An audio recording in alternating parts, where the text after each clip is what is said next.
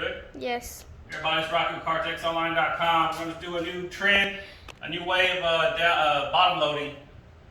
So what we're going to do, we're going to take the small side of our front door and we're going to tri-fold it. Equally parts, possibly.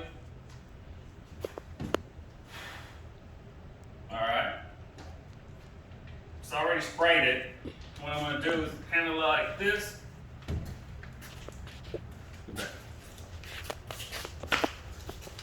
It's easier to handle it already, as you can see.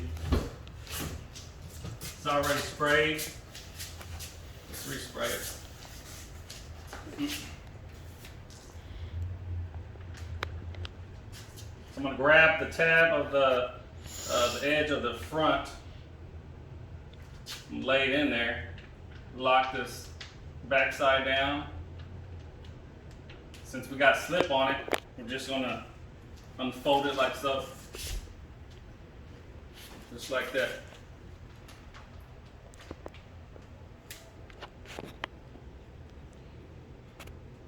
So no more fumbling, Frankenstein in it, trying to feed it in there, flip flopping. You know, you got your the films, you know, coming off your hands, slippery.